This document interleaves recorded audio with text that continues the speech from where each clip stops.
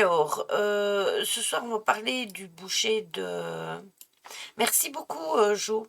Merci beaucoup. J'ai fait... En fait, j'en pouvais plus de ma tête parce que bah, toute la colo, elle était partie. Ça commençait à devenir moche, vraiment.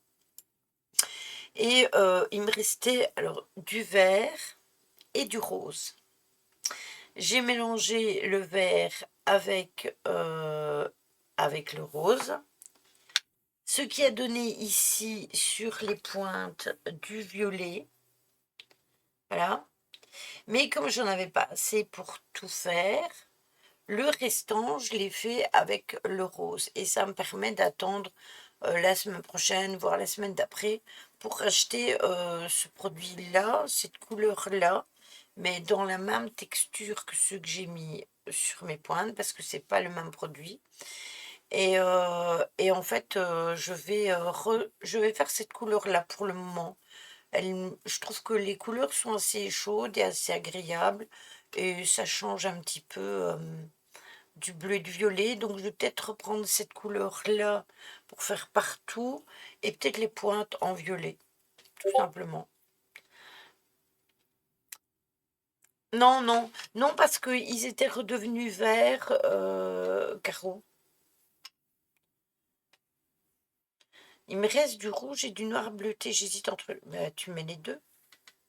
Ou tu les mélanges, ou tu mets les deux couleurs. Par exemple, le noir et le rouge sur les pointes, ou le rouge et le noir sur les pointes. Savoir la quantité qui te reste.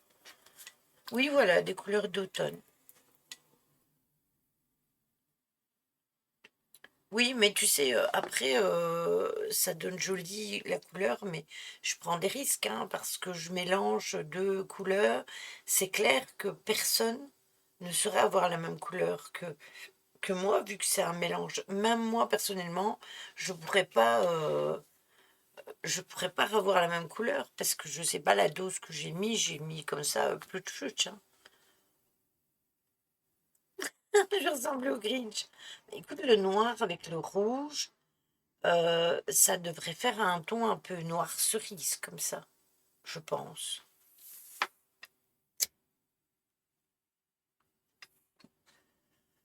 Ça se trouve, ça va sortir vers fluo. Ou du noir violacé, exactement. Soit un noir un peu cerise, soit un noir un peu violacé comme c'est un noir bleuté.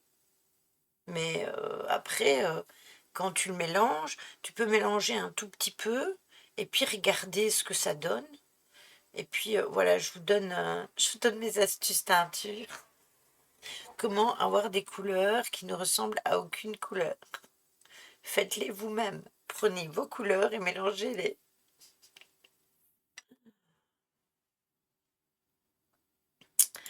Alors, ce soir, on se retrouve pour parler...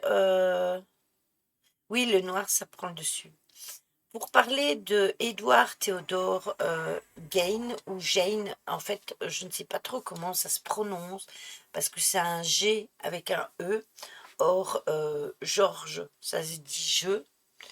Euh, et gorge, ça se dit g. Donc, voilà. Oui, voilà, tu fais un petit test, et puis tu prends une petite mèche de cheveux. Donc, tu fais ton test sur du papier, comme le dit Ryan, et puis tu prends une toute petite mèche de cheveux, t'en mets un peu sur un bord, enfin sur un bout, et tu vois ce que ça donne, hein, et si ça donne bien, allez hop, c'est parti. Oui, c'est ça. Atroce, non, il fait pas si chaud que ça. Il fait chaud, mais après, il fait pas chaud à mourir non plus, hein. On a connu bien pire que ça. Il y a des endroits dans le sud. Hier, j'ai entendu une personne qui disait que à Marseille, il fait 40 degrés. Donc, ne vous plaignez pas. Oui, voilà, on est à 40 degrés. Ici aussi, mais pas aussi fort. Après, aujourd'hui, il y avait malgré tout un petit peu de vent. Donc, pour en revenir à notre sujet, nous allons parler de Edgar, qu'est-ce que je raconte? Édouard Théodore Jane, ou Gain, ça s'écrit G-E-I-N, qui est aussi connu sous le nom du boucher de Plainville ou la goule de Plainville. Alors, pourquoi on va parler de lui? Ben, écoutez, c'est lié au jeu que nous avons fait ensemble sur Tale Beyond the Tomb, route 86, mais c'est aussi lié à des tas de films, par exemple Massacre à la tronçonneuse, qui en est un, ainsi dire, on en parlera à la fin, mais aussi il y aura une série qui va sortir sur Netflix le 3 octobre de Monster, et justement on parle de ça, de ce tueur, et aussi c'est celui qui joue dans, allez, je le dirai 100 fois, quand ils sont motards, voilà, j'ai oublié, je l'ai dit à mon mari l'autre fois, et là j'ai oublié. C'est celui qui joue dans la série-là, qui joue dans cette série-là. Je pense que son rôle va lui aller comme un gant. Donc, il est né en août, le 27 août 1906, à La Crosse, dans le Wisconsin, et il est mort le 26 juillet 1984 à Madison, aussi dans le Wisconsin, et c'est un tueur en série supposé et voleur de cadavres américains. Il y a eu plein de films, sur lui, comment, Ryan, plein, plein, plein. Il y a eu des films, il y a eu des livres, il y a eu des séries. Par exemple, Psychose, le film Psychose, ça vient de son histoire à lui.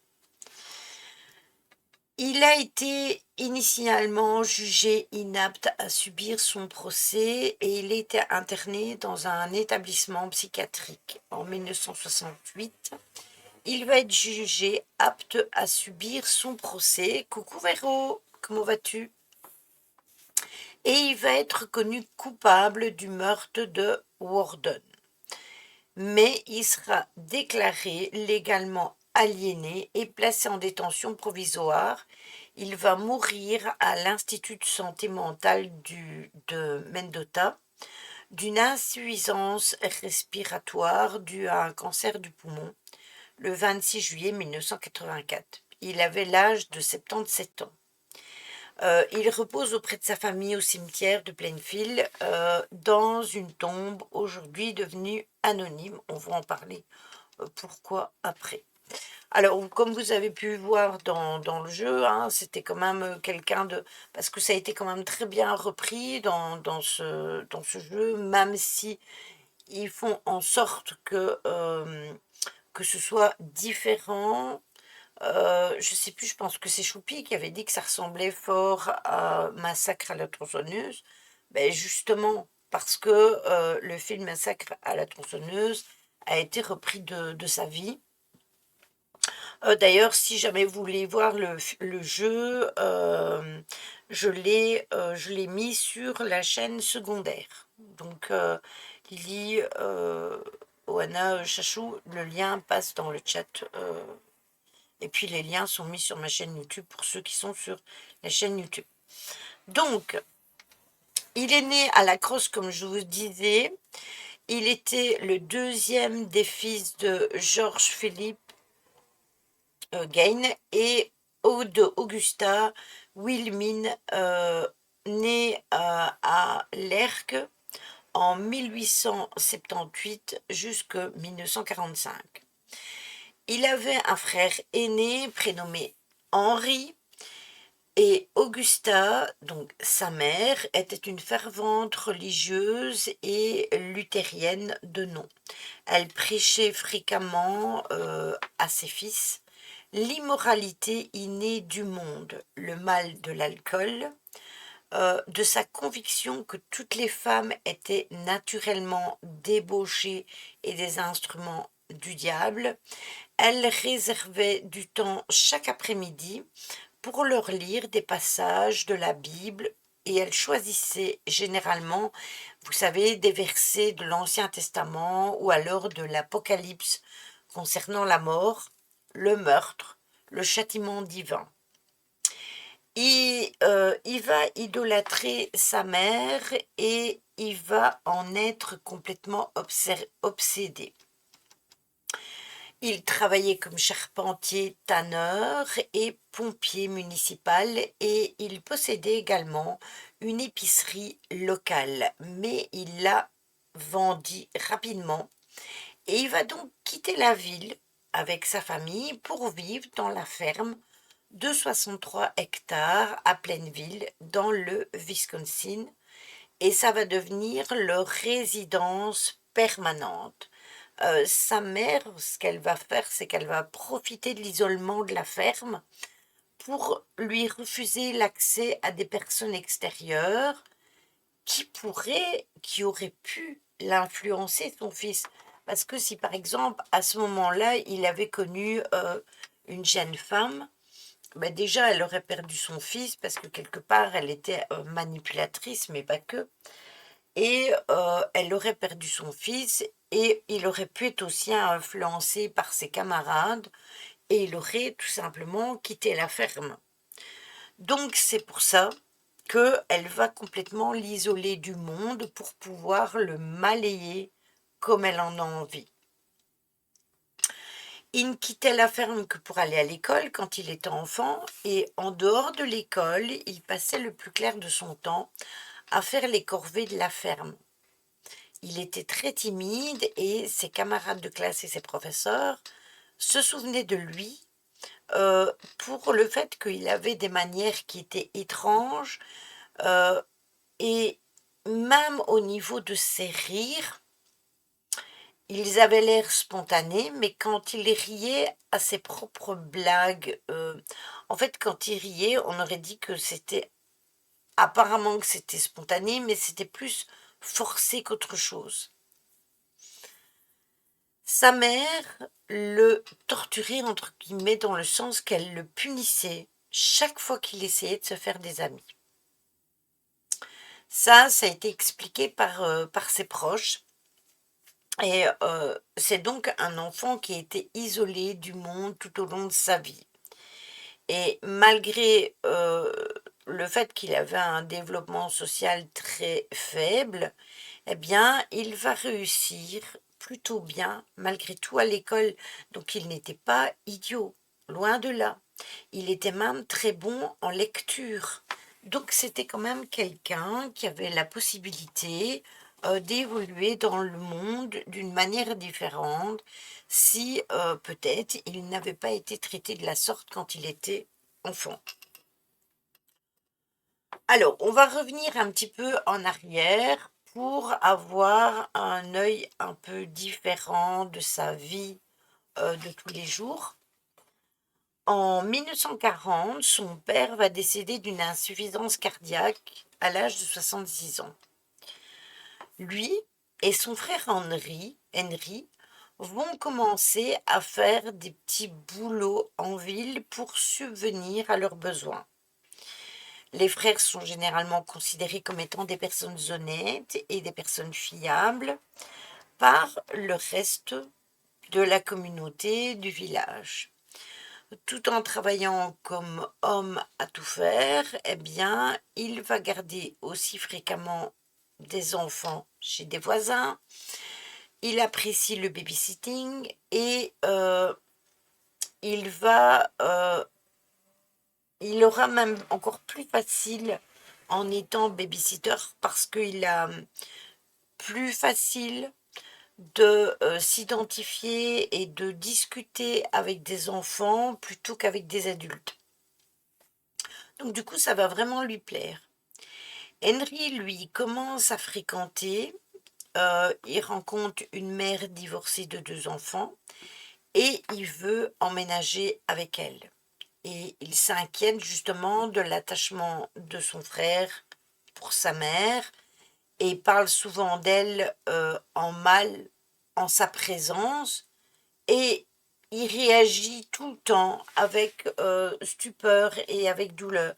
Donc elle avait vraiment mis le grappin dessus et elle avait fait en sorte que son fils n'ait pas de vie extérieure. Donc quand il faisait du babysitting, c'était juste avec des enfants.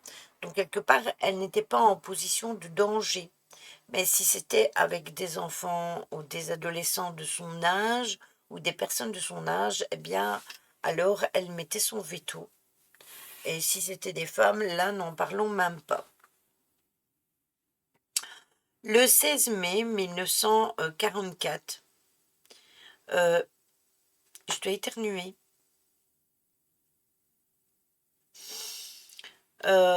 Édouard brûlait la végétation des marais sur sa propriété. L'incendie va devenir incontrôlable et ça va attirer l'attention des pompiers. À la fin de la journée, l'incendie étant éteint et les pompiers partis, il va signaler la disparition de son frère, Henry. C'est alors, muni de lanternes et de lampes de poche, qu'une équipe de recherche va partir pour trouver Henry, qui avait à cette époque-là quand même 43 ans, et le corps va être retrouvé allongé sur le ventre.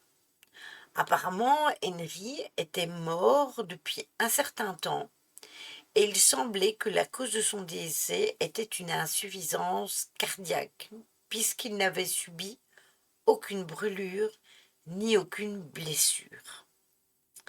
Il va y avoir un biographe qui va rapporter beaucoup plus tard qu'Henry présentait des ecchymoses à la tête. Donc les policiers, eux, vont écarter l'hypothèse d'un acte criminel et le coroner du comté va attribuer officiellement qu'il est décédé d'asphyxie. Tu fais des bruits bizarres, mon chouchou. Il y a mon chat qui fait des bruits de cochon. Les autorités vont accepter la théorie de l'accident, mais il n'y aura pas d'enquête officielle. Et c'est là qu'il y a vraiment un problème, justement, parce que du coup, il n'y aura aucune autopsie qui ne va être pratiquée sur Henry. Il sera interrogé sur la mort de Bernice Worden en 1957. L'enquêteur d'État va soulever des questions justement à ce moment-là sur la mort de son frère. Ils vont étudier le cas et ils vont trouver qu'il est possible et même probable que la mort d'Henry fut comme dans l'histoire de Caïn et Abel, vu que leur mère leur racontait tout le temps. Ton chat est un polymorphe. Va savoir. Non, en fait, mon chat m'a suivi à la salle de bain cette nuit quand je me suis levée. Je n'ai pas vu qu'il était dans la salle de bain parce qu'il faisait noir et j'ai refermé la porte. Et quand je me suis relevée la deuxième fois, 3 heures après, le pauvre chouchou, il était toujours dans la salle de bain. Donc je le soupçonne d'avoir attrapé froid. Je ne sais pas ce qui se passe, mais il y a 2 hélicoptères qui tournent. Il n'y a pas d'événements spéciaux de ton côté ou...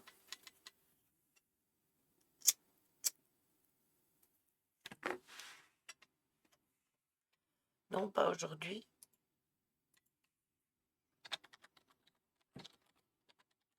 Peut-être la police.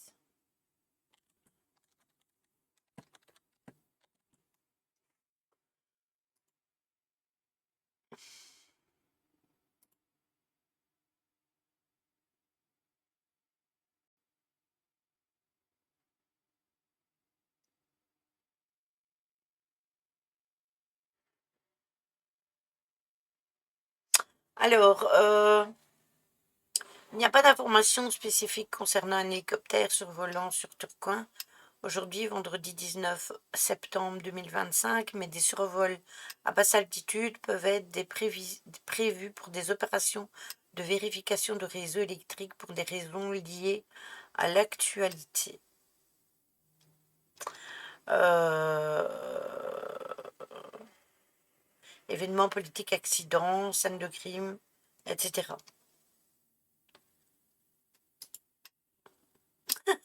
Ah. Oui, moi je pense que c'est ça. Il cherche quelqu'un. Oui, c'est ce que je pense aussi.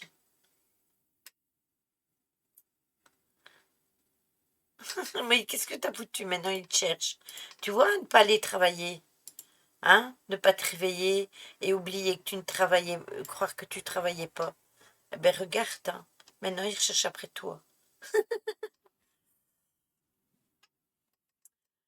Ce qui va se passer, c'est que Henry étant décédé, Ed et Augusta vont se retrouver seuls, Caro,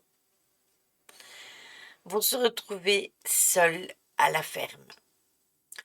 Augusta va être victime d'un accident vasculaire cérébral qui va la paralyser peu après la mort de son fils Henry, et Ed va se consacrer à prendre soin d'elle. En 1945, il va raconter plus tard que lui et sa mère rendirent visite à un monsieur nommé Smith qui habitait à proximité pour acheter de la paille. Selon Ed, Augusta va voir monsieur Schmidt battre un chien et une femme qui est présente sur place va sortir et va lui crier d'arrêter. Schmidt, bouleversé par cette scène, non, attendez, non, c'est pas comme ça. Schmidt, lui, il va battre le chien à mort, il va continuer à le frapper. Et Augusta, elle va être foncièrement blessée de ce qu'elle va voir de cette scène. Et ce qui la dérange, c'était pas la brutalité envers le chien, mais plutôt la présence de la femme qui était là. Augusta va dire à Ed que la femme n'était pas mariée à Smith et qu'elle n'avait donc pas sa place là. Elle va la traiter de prostituée avec colère, et c'est à ce moment-là qu'elle va être victime d'un accident vasculaire cérébral et que sa santé va se détériorer rapidement. Elle va donc décéder le 29 décembre 1945 à l'âge de 67 ans. C'est là que tu comprends, coucou Stella, c'est là que l'on comprend qu'il y avait vraiment un problème dans cette famille, parce que être choqué parce qu'il y a une femme qui n'est pas sa femme sur le lieu, ou parce que il battait, euh, il battait le chien, personnellement, je ne comprends pas du tout. Euh, non, la mère, donc, si tu veux, ils vont être là donc chez le monsieur pour acheter de la paille. Le monsieur lui bat le chien. Et il y a une femme qui était présente là à la ferme qui va sortir et qui va vouloir le faire arrêter de battre le chien. Et la mère, donc Augusta, la mère de Ed, elle va maltraiter la femme parce que ce qui la choque, ce n'est pas le fait que le mec il bat le chien. Ce qui la choque, c'est qu'il y a une femme qui n'est pas la femme de ce monsieur, et du coup, elle va la traiter de prostituée, de toutes sortes de noms, d'oiseaux, et tout ça avec colère. Et du coup, ça va lui faire un accident vasculaire. Donc, imagine-toi dans quel état de nerfs elle s'est mise pour cette situation. Et c'est là qu'on se rend compte qu'il y a quelque chose qui ne va pas. Parce que tu n'es pas choqué particulièrement parce qu'il y a une autre femme, ben voilà, c'était peut-être une dame qui venait acheter de la paille, tout comme eux. Elle aussi, elle était présente sur le lieu et pourtant c'était pas sa femme. Mais elle était tellement persuadée que toutes les femmes étaient des prostituées, tout ce que vous voulez, eh bien, en fait, que ça la mettait complètement en l'air. Et je pense que Henry, pour moi, Henry, il a été tué parce que comme il connaissait une femme qui était divorcée, coucou Méphisto, je sais même plus si je t'ai dit bonjour. Ah ben voilà, c'est ça qu'elle ne supportait pas et je pense qu'elle a demandé à son jeune fils de le tuer, hein.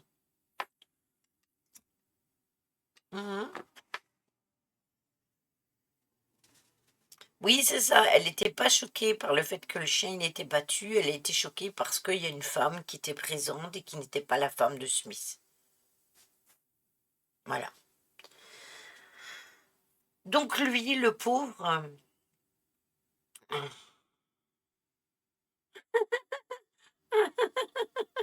regardez, Véro, elle a fait un SO.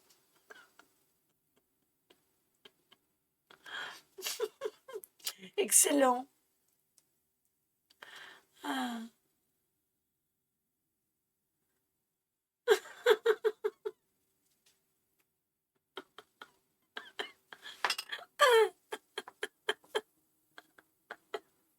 Bon, si vous voulez rejoindre Véro, vous n'avez pas qu'à cliquer sur le cœur.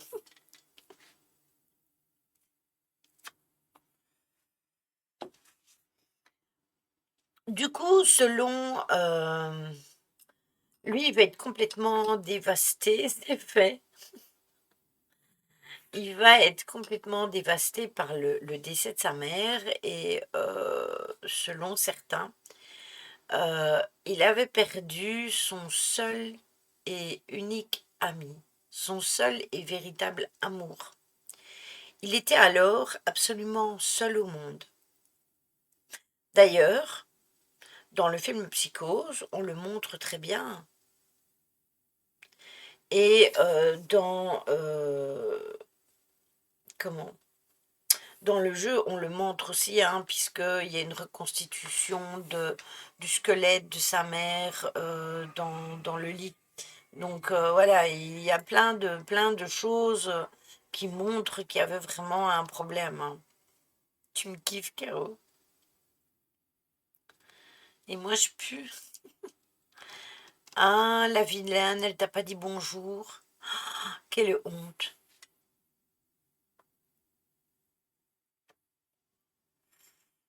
Tu en doutais? Du coup, le pauvre malheureux, ce qu'il va faire, c'est que il va conserver la ferme, bien évidemment.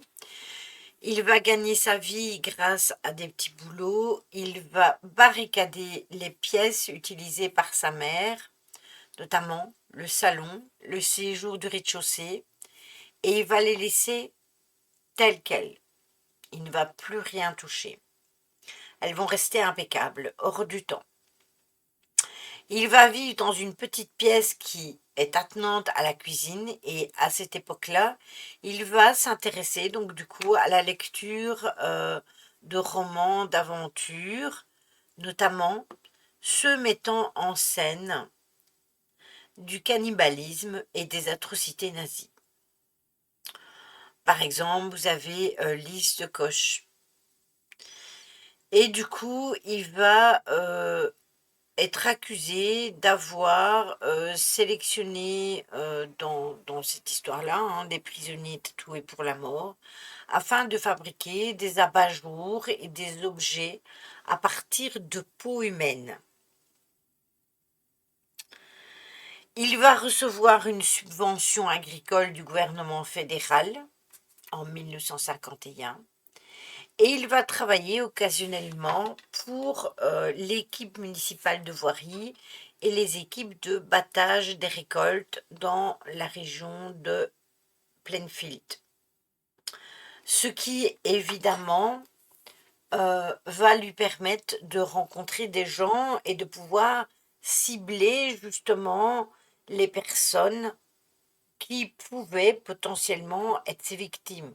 Ou alors tout simplement des personnes qui se perdaient, comme on en parle dans, dans le jeu, hein, des personnes qui se perdaient dans la forêt suite à un accident ou autre, une fuite ou un truc comme ça. Entre 1946 et 1956, ça va, Jim? Il va décider de vendre également une parcelle de 32 arts qui appartenait à son frère.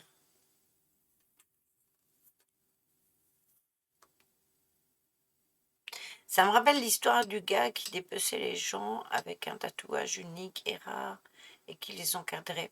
Il y a le silence des agneaux, le silence des agneaux, qui est aussi, ce film-là est aussi tiré de cette histoire-là. Je sais pas si c'est du film-là que tu parles. Je l'ai jamais vu. Eh bien, c'est aussi tiré de l'histoire de sa vie, hein. Il y a eu pas mal de choses qui ont été tirées de ce qu'il a fait. En, en 1957, le 16 novembre, un matin, Bernice Warden, 58 ans, propriétaire d'une quincaillerie, va disparaître. Le camion de la quincaillerie a été aperçu sortant de l'arrière du bâtiment vers 9h30 du matin. La quincaillerie a accueilli peu de clients de toute la journée et certains habitants du quartier ont pensé que cela était dû à la saison de la chasse aux cerfs. Le fils, lui, le shérif adjoint, sont rentrés dans le magasin vers 17h et ils ont trouvé la caisse enregistreuse ouverte et des taches de sang sur le sol. C'est alors que Frank Warden a déclaré aux enquêteurs que la veille de la disparition de sa mère, Ed était allé au magasin et il devait revenir le lendemain matin pour acheter un gallon d'antigel. Un ticket de caisse pour antigel était le dernier reçu établi par elle le matin de sa disparition. Donc ce soir-là, Ed va être arrêté dans une épicerie de West Plainfield et le bureau du shérif du comté donc va perquisitionner sa ferme. Un adjoint du shérif va découvrir le corps décapité de Bernice dans un hangar sur la propriété et elle est pendue la tête en bas par les jambes, une barre transversale aux chevilles et des cordes aux poignets.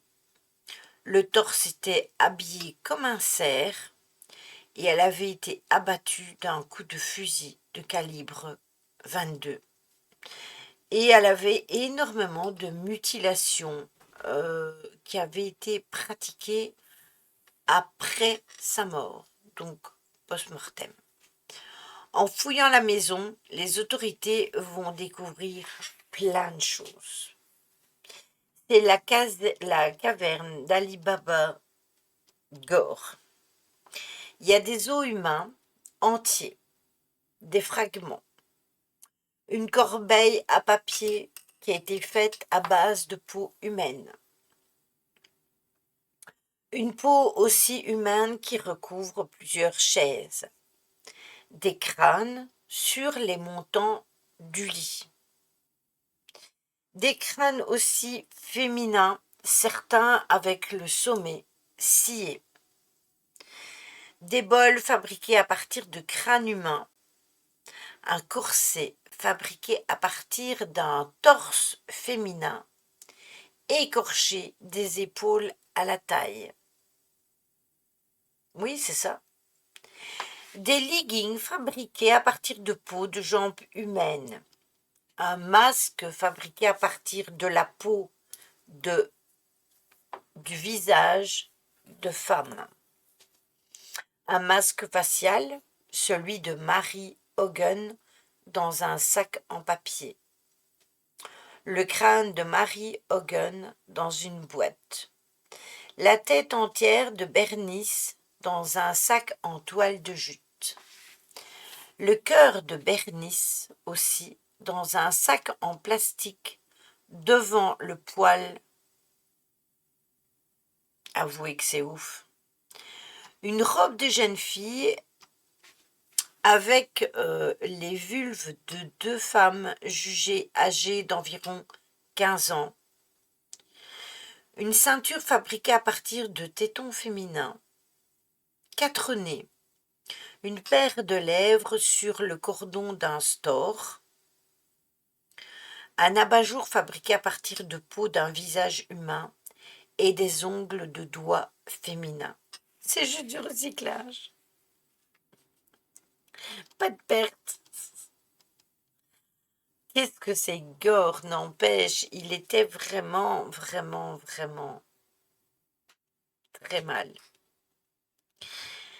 Tous ces objets ont été photographiés au laboratoire de la police scientifique de l'État, puis décemment éliminés.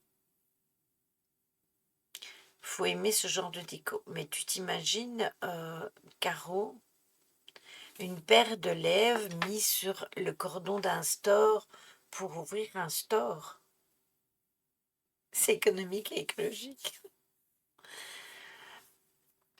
Lui, il va être interrogé et il va déclarer aux enquêteurs qu'entre 1947 et 1952, il avait effectué plus de 40 visites nocturnes dans 3 cimetières locaux pour en exhumer des corps récemment enterrés.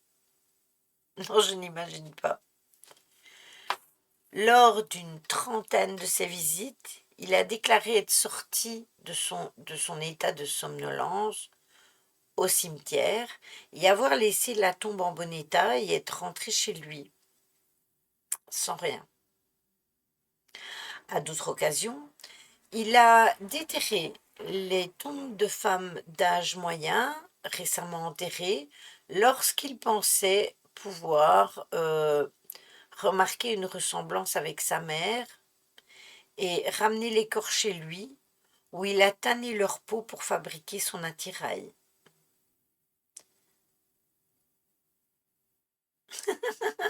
Caro, je n'en sais rien du tout. Si tu veux, on testera. Oh, ma pauvre Véro.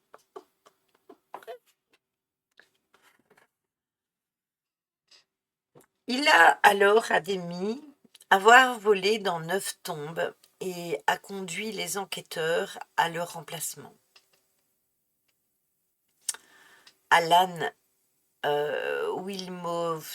Wimowski, du laboratoire criminel de l'État, va participer à l'ouverture de 3 tombes qui sont identifiées par Ed.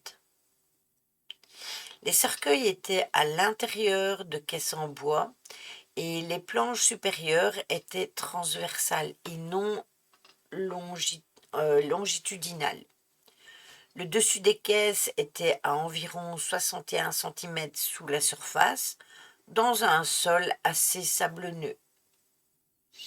Il avait pillé les tombes peu après les funérailles, alors que les tombes n'étaient même pas terminées. Les tombes test ont été exhumées alors car les autorités n'étaient pas certains que Ed était capable de déterrer une tombe à lui tout seul en une seule soirée. Elles ont été trouvées telles qu'il les a laissées et telles qu'il les a décrites. Le cercueil était vide. Euh, Coucou Colibrigan, comment vas-tu? Ça me rappelle un peu ma déco. Euh, donc certains, le cercueil était vide, puis il y avait un cercueil qui était vide mais qui contenait des ossements et un pied de biche qui était celui de Ed. Et dans le dernier cercueil, il y a la majeure partie où ce sont euh, des bagues ou des parties de corps euh, que lui, il avait été remettre là. Donc, les aveux de Ed ont été largement corroborés, puisque il a montré le lieu, il a expliqué ce qu'il avait fait. Voilà. Ah, si je m'attendais. Ton commentaire m'a tué, que les brigands, je te jure.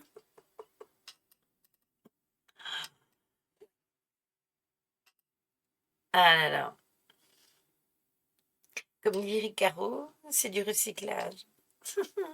Ikea. Peu après la mort de sa mère, Édouard a commencé à créer un costume de femme afin de pouvoir devenir sa mère, de littéralement se glisser dans sa peau. Il a nié avoir eu des relations sexuelles avec les corps qu'il a exhumés. Il a expliqué que ça sentait trop mauvais. Lors de l'interrogatoire au laboratoire criminel, Ed a également admis avoir tiré sur Mary Hogan, 51 ans, propriétaire d'une taverne disparue depuis le 8 décembre 1954. La tête a été retrouvée chez lui, ça je vous l'ai dit tout à l'heure, mais il a par la suite nié les souvenirs qui sont autour de sa mort. Ah, c'est possible, hein? C'est possible. Exactement. Personne ne leur jamais rien dit.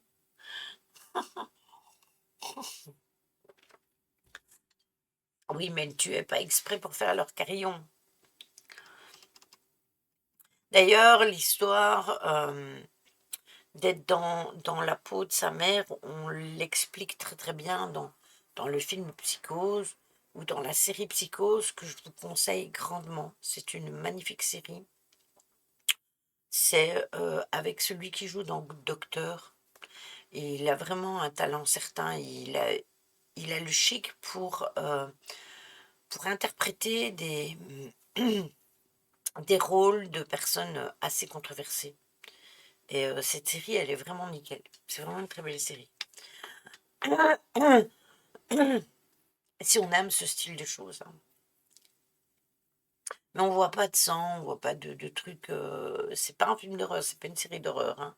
C'est vraiment lié à l'histoire de ce qu'il faisait, hein.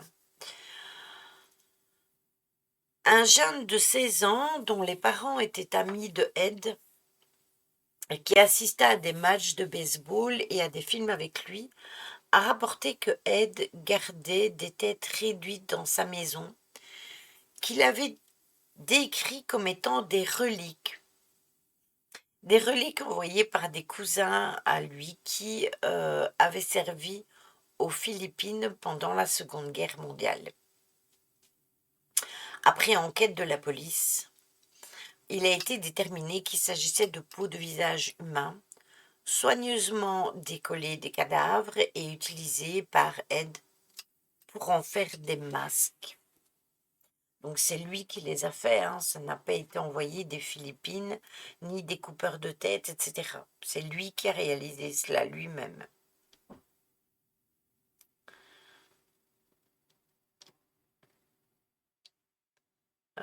Crayon de jardin, après tous les hommes préhistoriques en faisaient des flûtes, des... Qu'est-ce que tu en sais? J'étais peut-être là, hein, Caro, dans un autre corps. Il aime la déco et le bricolage. Un fétichiste. Oui, mais dans le bricolage et dans la déco, c'est un peu gore, non?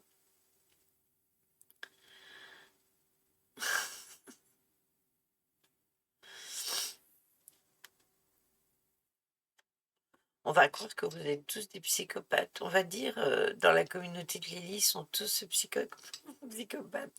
Les matériaux utilisés, oui. Ah, que les brigands, il m'a trop fait rire dans son premier commentaire. Comment est-ce qu'il a dit ça? Il a dit ça va bien, merci Colibrigan, merci beaucoup. La description me rappelle un peu ma déco. Bonsoir à toutes et à tous. Ah, ah là là.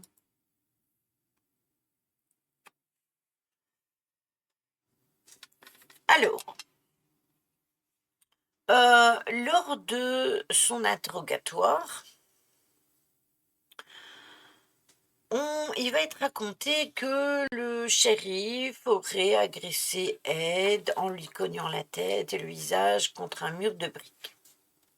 En conséquence, ses aveux qu'il avait fait au début ont été jugés irrecevables. Le shérif est décédé d'une insuffisance cardiaque en 1968, à l'âge de 43 ans, avant qu'ait lieu le procès.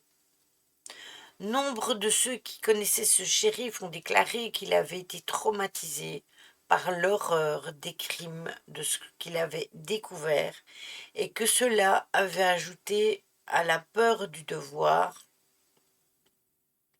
le fait aussi peut-être de devoir témoigner, notamment au sujet de cette agression et que ça avait causé sa mort. Énormément. En effet, il y a beaucoup d'insuffisance cardiaque. C'est exact.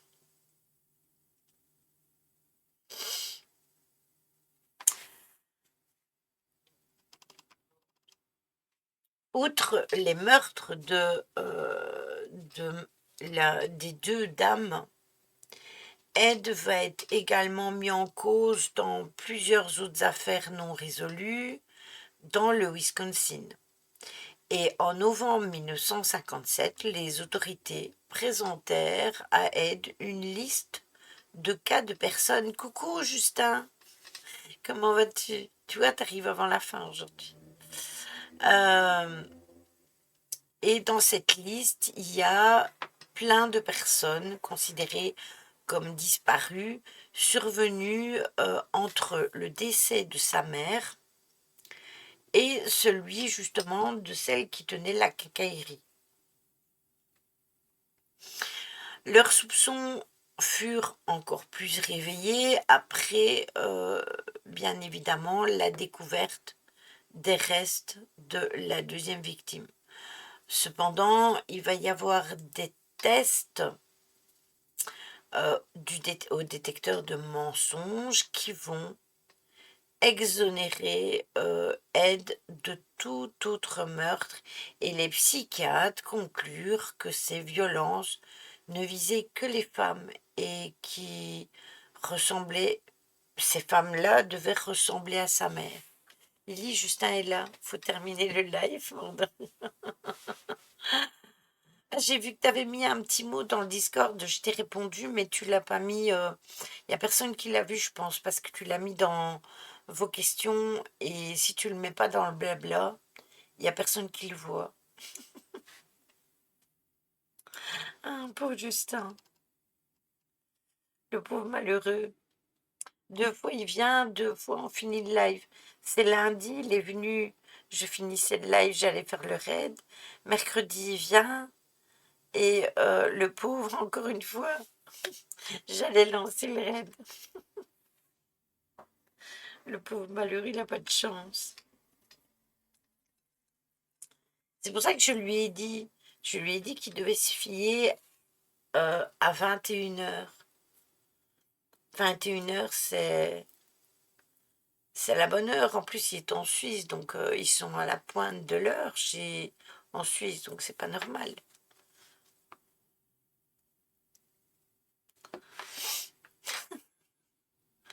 Donc c'est pas logique, hein. Il y a quelque chose qui ne tourne pas rond. Je vous connais, c'est déjà une chance et on peut pas avoir de la chance partout. Ah mon pauvre! Je t'ai dit, dès que tu vois ton heure, ton horloge, ta montre, que tu vois 21h et qu'il est lundi, mercredi ou vendredi, tu dis, ah, il y a Lily qui est en live. Voilà. C'est aussi simple que cela. Alors, Georgia Jean Waker, 8 ans, a disparu près de la ferme à Fort Atkinson vers 15h30 le 1er mai 1947.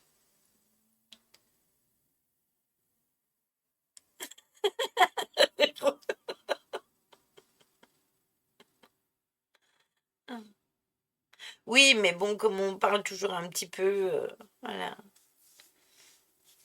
C'est normalement le mercredi, c'est 20h30, mais bon, s'ils sont ici, ne va pas l'embrouiller, ne va pas l'embrouiller. 21h, c'est très bien. Sinon, il va s'emmêler les pinceaux. Un voisin l'a ramené de l'école primaire de Jefferson et l'a déposé dans le chemin qui mène vers la ferme des Wakeler.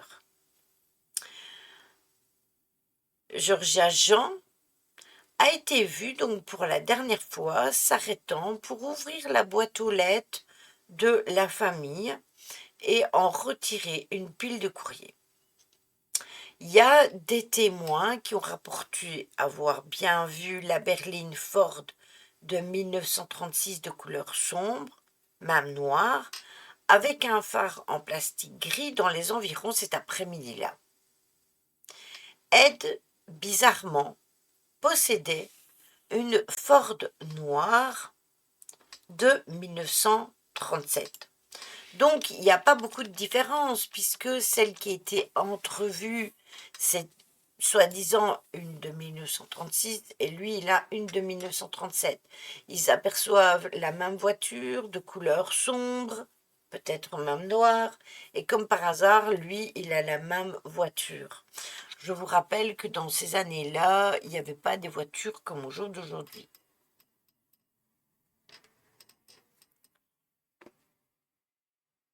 Stop l'histoire. Alors l'histoire, c'est l'histoire de euh, Edward Gain qui était un tueur, mais pas que. Pour te résumer hein, un peu, mais il faisait des fauteuils avec de la peau humaine, des abat-jours, euh, il gardait des crânes, il utilisait des ossements, etc. Voilà. Il est décrit comme étant un tueur en série. On en parle on va en parler de toute façon après, mais on en parle dans Psychose, on en parle dans Le silence des agneaux, on en parle dans Massacre à la tronçonneuse, voilà. C'était un tanneur hors pair très renommé. Oui, voilà, il a voulu se faire un costume de peau humaine pour ressembler à sa mère.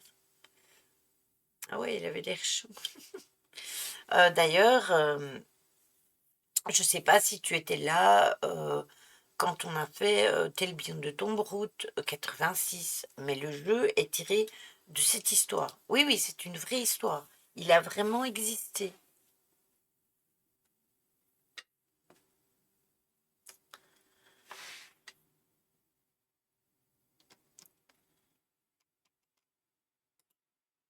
Qu'est-ce qu'il dit? C'est exactement oui. Vous avez dit la même chose. Oui, quand Carole l'a dit, tu n'étais pas encore là, donc tu n'aurais pas su le voir. C'est de la transmission de pensée. Parce que Caro me vantait ses mérites. Elle disait qu'il faisait du recyclage.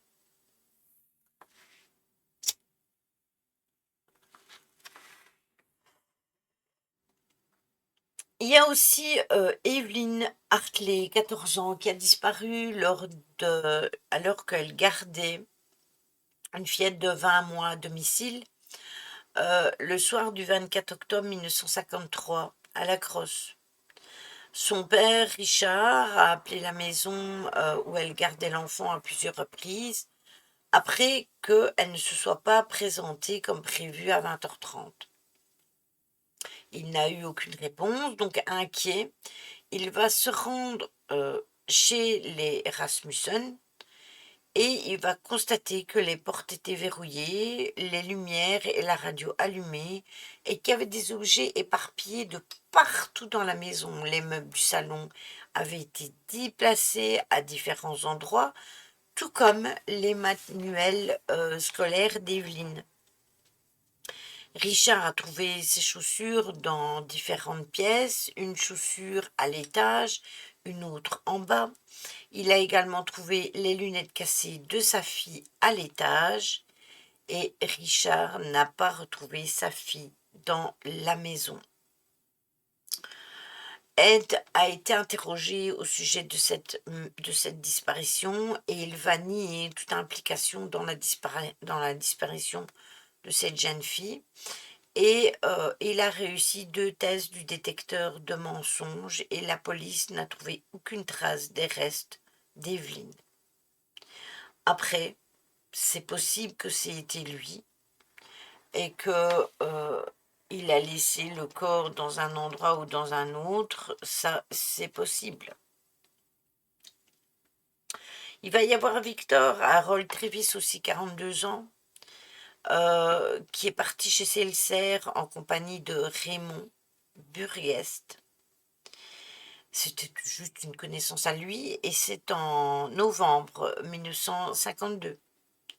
En fin d'après-midi, ils vont s'arrêter au Mac Bar de Plainfield pour prendre des rafraîchissements pendant quelques heures.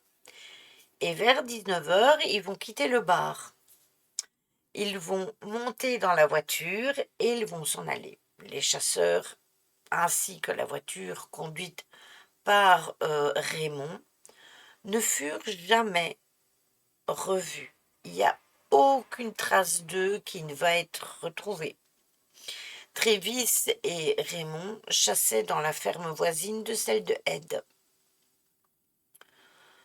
Donc, voilà. Ed a également été provisoirement lié à la disparition de son voisin, de sa femme, qui vivait juste à côté, alors qu'elle effectuait des tâches ménagères après la disparition de son mari. Ed a également fait l'objet d'une enquête pour son implication potentielle dans la disparition en août 1956 d'Irene Keating, 30 ans, vue pour la dernière fois à Plainfield. Il a également fait l'objet d'une enquête pour tentative d'enlèvement de Judy, 16 ans, à Auroraville. Donc quand même, il a quand même beaucoup de choses à son actif. Après, lui, il a dit qu'il n'avait pas tué certaines personnes, que c'était pas lui. Dans le détecteur de mensonges, ça disait qu'il disait la vérité. Mais allez savoir, dans un moment de folie, si justement il l'avait vraiment commis. Et ils ont peut-être pas retrouvé les restes identifiables, mais peut-être qu'ils ont retrouvé des restes, vous savez, des os. Si par exemple ils mangeaient la viande, ben, c'est possible qu'ils aient retrouvé des os et qu'ils n'aient pas pu authentifier à qui ils appartenaient et que c'était tout simplement les mêmes victimes qui avaient disparu à ce moment-là. Mm. Je t'ai envoyé un pigeon voyageur.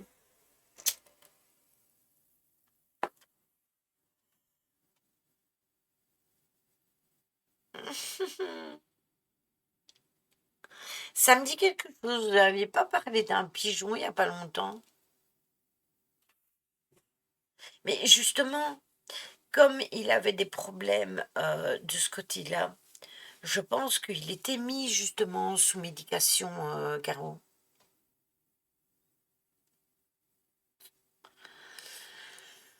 Donc, le 21 novembre 1957, il va être inculpé de meurtre au premier degré devant le tribunal du comté de Ora, où il va plaider non coupable pour cause d'aliénation mentale.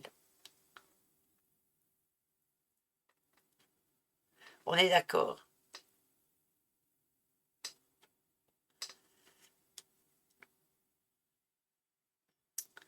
C'est possible. Après, il avait des soucis psychiatriques. On n'est pas censé savoir si il se rappelait de tout. Il va être diagnostiqué comme étant malade psychiatriquement parlant et on va le déclarer mentalement inapte quand même. Wesh la famille, wesh Carpaccio. Et ça va donc le rendre aussi inapte à être jugé. Il va aller dans un hôpital, l'hôpital central d'État pour les aliénés criminels, qui est aujourd'hui l'établissement correctionnel Dodge. Il y a un truc pas net quand même. Il voulait refaire sa mère. Pourquoi prendre la peau de demoiselle? Va savoir. Il a quand même tué des femmes de plus de 50 ans aussi.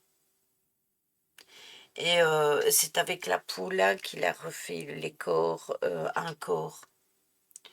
Ben, jusqu'à aller dans des tombes, Caro. C'est très glauque. Très glauque.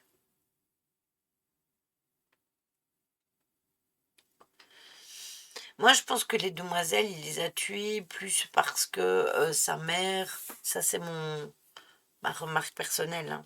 Je pense que c'est parce que sa mère lui a toujours montré la femme comme étant quelque chose de mauvais, comme étant une créature du diable.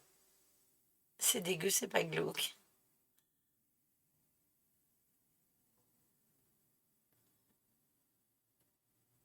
C'est ça, la femme étant comme un démon. Peut-être, peut-être bien. C'est possible que les brigands. Ah, si c'est glauque et dégueu. On est d'accord, hein. On est d'accord. Il va être transféré dans un établissement de haute sécurité et puis transféré dans un hôpital à l'état de Mendota à Madison. À la demande de la défense, le procès s'est tenu sans jury sous la présidence du juge Robert Goldmar et Ed a été reconnu coupable le 14 novembre. Un second procès a porté sur sa santé mentale et il a passé le reste de sa vie dans un hôpital psychiatrique. Oui, sans jury. C'est le juge qui va le condamner.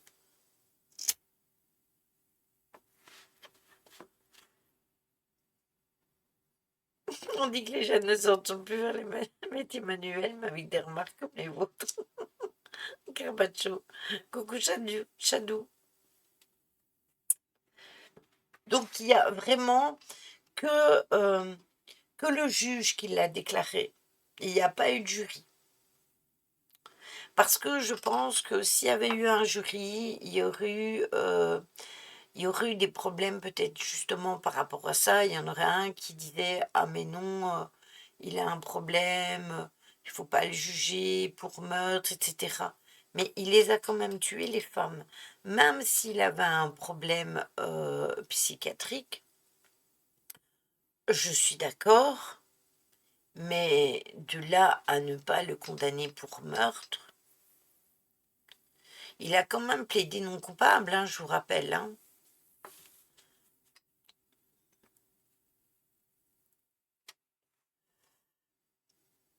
Il va décéder à l'Institut de santé mentale des suites d'une insuffisance respiratoire secondaire d'un cancer des poumons le 26 juillet 1984 à l'âge de 77 ans. Au fil des ans, des chercheurs de souvenirs ont arraché des morceaux de sa pierre tombale jusqu'à ce que la pierre elle-même soit volée en 2000. Elle a été retrouvée en juin 2001 près de Seattle, dans l'État de Washington, et est entreposée dans un bureau de shérif du comté, tout simplement. Bah, les femmes, elles sont toutes décédées, donc du coup, elles n'ont pas pu porter plainte.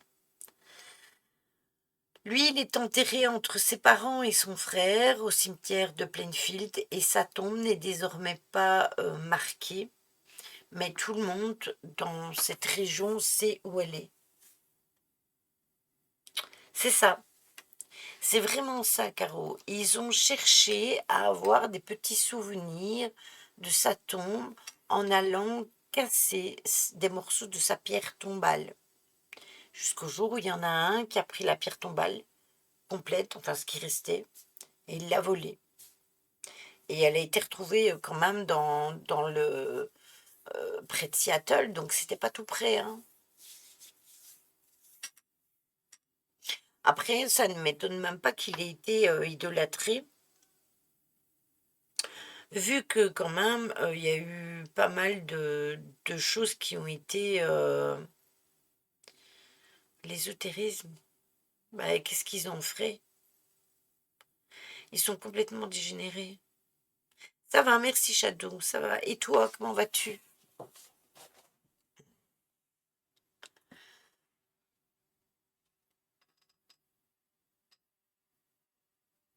Peut-être aussi pour l'ésotérisme. Laquelle de phrase que j'ai mal lue?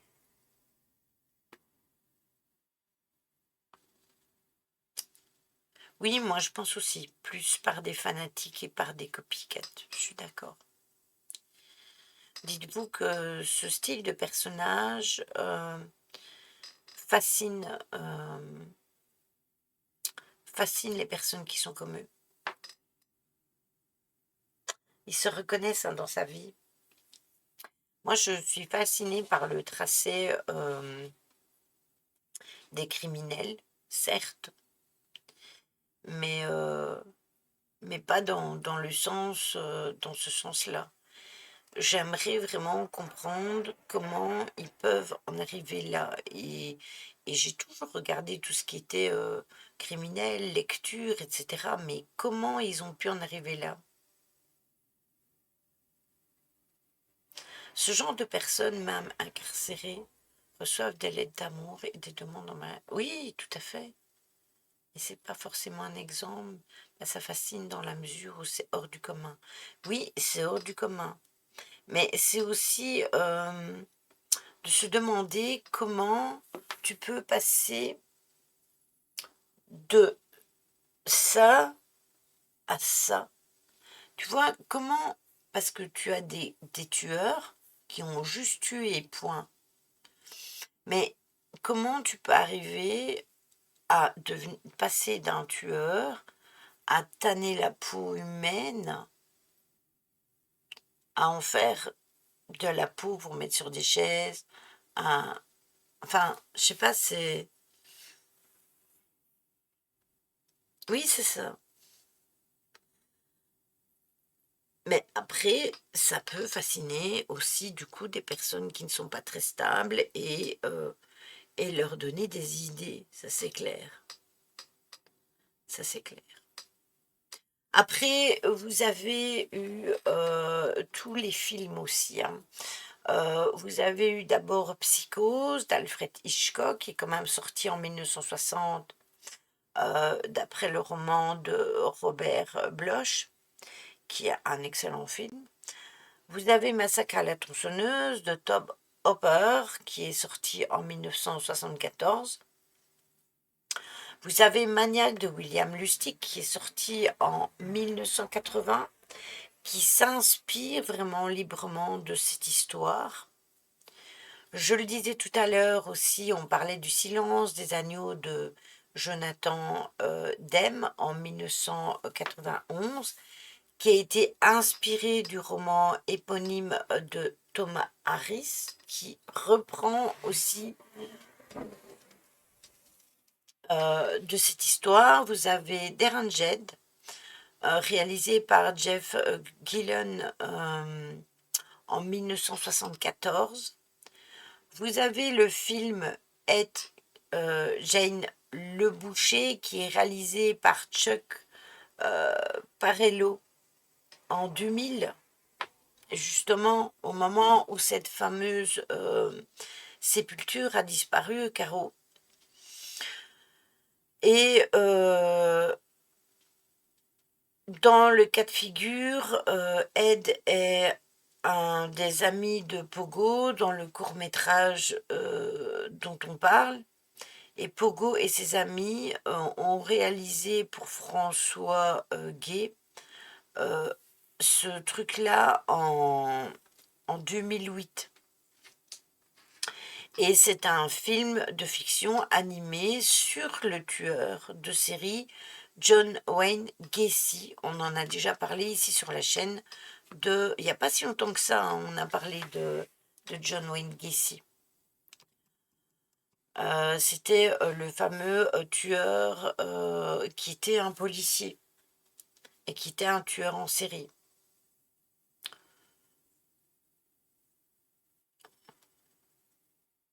Oui, et puis il avait été il avait été isolé, Colibri-Brigand. Il avait été isolé par sa mère depuis toujours. Il y en a toujours eu, hein. Il y en a toujours eu, hein, des tueurs comme ça en série. C'est pas nouveau, hein. Vous avez le tueur qui était à Londres et c'était il y a très très très très longtemps.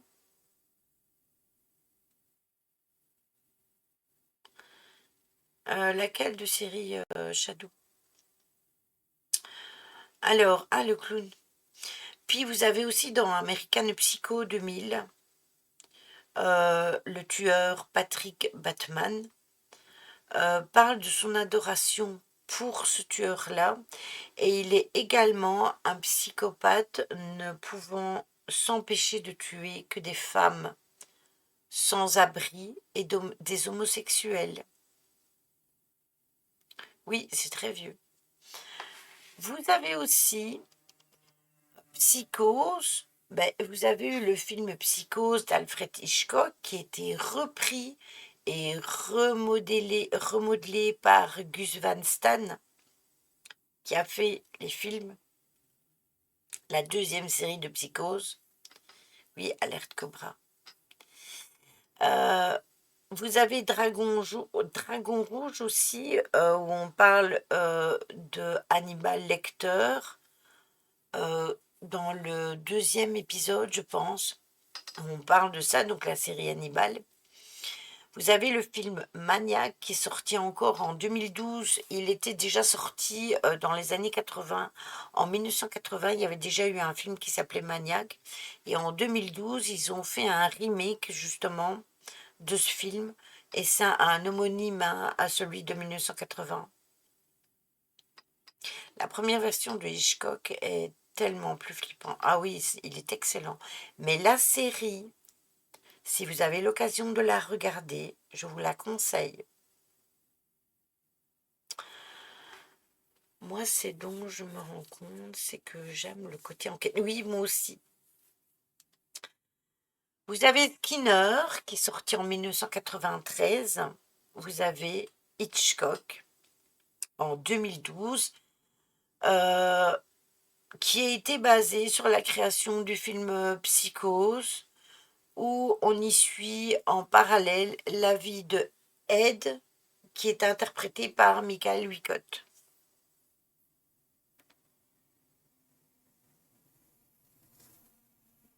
Oui, c'est ça. Quand il y a le nom de tueur dans le titre d'une vidéo true crime, ça m'intéresse beaucoup moins. Pourquoi? Parce qu'on a envie de savoir pourquoi. Oui, il y a les oiseaux aussi de Hitchcock. Hitchcock est un excellent réalisateur de films à cette époque-là qui t'est dit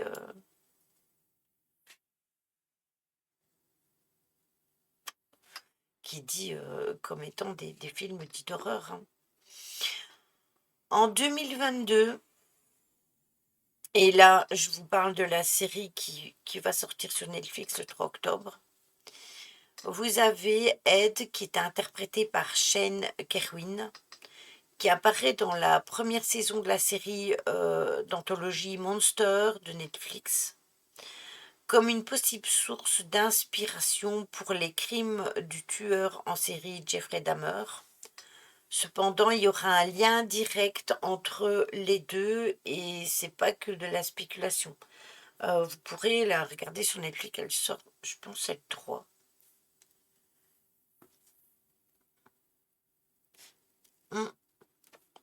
C'est ça, c'est ça.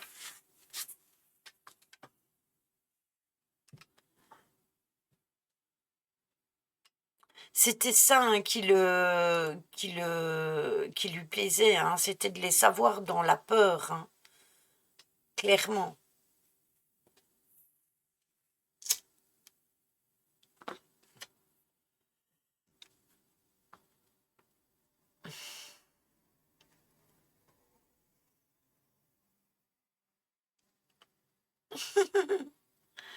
C'était un psychopathe aussi, d'une certaine manière. Oui, c'est ça, tout à fait, tout à fait. On a parlé de beaucoup de psychopathes hein, sur la chaîne, hein, ici et sur YouTube. Parce qu'au début, que j'ai parlé des psychopathes, de tueurs en série, c'était sur YouTube. Et puis on en a fait ici sur la chaîne. Mais de toute façon, les replays, ils ont été mis sur YouTube. Mais en live, on en avait déjà parlé.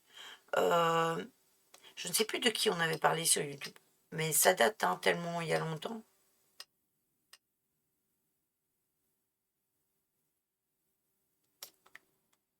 Mais c'est pour ça qu'il a fait des aussi bons films, je pense. C'est parce qu'il était un peu déjà pas bien lui non plus, hein. Les phrases du genre c'est un monstre, etc., ça me met mal à l'aise. Après, moi je dis c'est le monstre parce que c'est le titre de la série.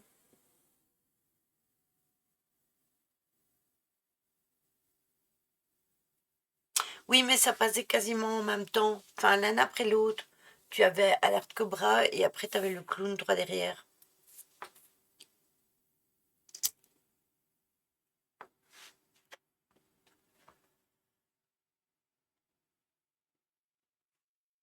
Mais ça date, hein. À cette époque-là, j'avais encore la télévision. Donc voilà, c'est vrai.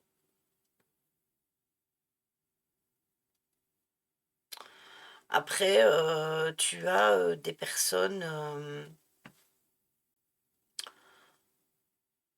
Oh, je vais me régaler le dimanche à regarder ça. De quoi la série que je viens de dire? Après, tu en as, ils sont nés comme ça. Puis tu en as, ils sont devenus comme ça parce qu'ils ont été paramétrés de cette façon-là. Euh, Ah oui, moi aussi, j'aime bien le clown et Alerte Cobra, j'adore ça aussi. Euh, le film, j'ai toute la série complète. Euh, mais oui. Mais je vous dis, la série Motel. Voilà, c'est ça. Motel. De Motel. Attendez. Euh, Motel. Bates Motel. Voilà, c'est ça le nom de la série. Je sais pas s'il est encore sur Netflix, hein, mais l'acteur, c'est celui qui joue dans Good Doctor.